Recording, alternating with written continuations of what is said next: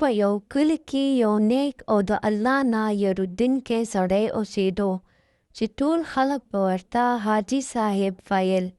حاجي صاحب خپل ټول ژوند په حلال رزق، ایماندارۍ او انصاف تیر کړی و. د حاجي صاحب 3 اولادونه، 2 زامن سلیم او کریم او یو لور زینب. زینب ډیره صبرناکه، نرم زړه او د پلار خدمت کوونکې جینۍ وه، خو دواړه زامن یې د دنیا په لالچ، مال او ځان غوښتنه کې ډوب شوي وو. حاجي صاحب سره یو ښه ځمکه او یو زوړ خو قیمتي کور و. دا د هغه د ټول عمر د ګټې حصه وه. یو ورځ حاجي صاحب خپل دواړه زامن او لور خپل ځان ته راوغوښتل.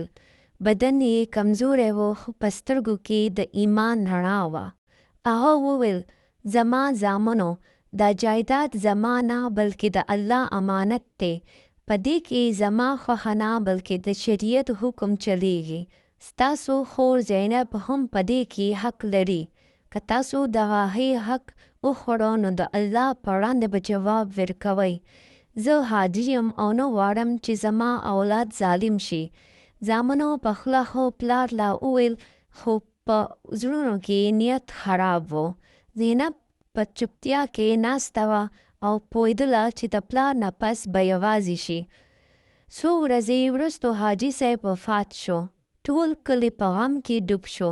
خلکو ویل داسې ایماندار انسان ډېر کم وي، خو د زامنو په زړونو کې غم کم او حساب ډېر و.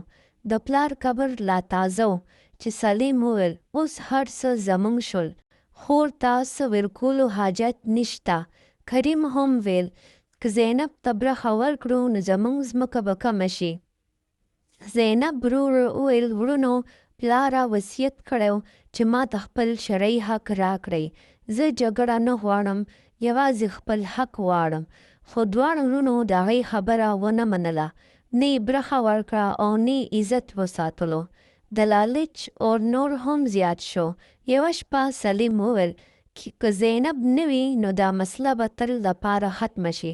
کریم لږ سوچ وکړو، خو بیا شیطان پرې غالب شو. دواړو ورونو د خور د وژلو پلان جوړ کړو. خو الله هیڅکله ظالمان نه پرېږدي. هماغه شپه زینب خوب ولیدو. هغې حاجي صاحب ولیدو، سپینې جامې اغوستې وې. هغه ورته وویل: لورې، مه یریږه، الله ستا سره دی. سهار امام صاحب ته لاړه شه. سهار وختي زینب د کلي امام صاحب ته ورغله او ټول حقیقت یې ورته وویل.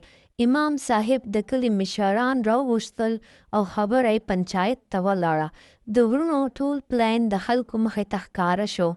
پنچایت فیصله وکړه زینب ته دې خپل شرعي حق ورکړی شي. دواړه ورونه د سزا او جرمانه ومني او د کلي نه دې اخوا شي. وخت تېرېدو چې کوم جایداد لپاره ظلم وشو، هماغه ورونو دپاره بدبختي شوه. خو زینب د خپل حق نه یو وړوکی کور جوړ کړو. د یتیمانو مرسته یې وکوله او په سکون کې ژوند تېر کړل. دا کیسه موږ ته دا درس راکوي: د لور حق خوړل لویه ګناه ده. حاجي کېدل یوازې نوم نه، عمل هم غواړي. د پلار نصیحت نه منل تباهي راولي او د مظلوم دعا خامخا قبلیږي. یاد ولرئ، مال ختمیږي خو انصاف انسان ژغوري.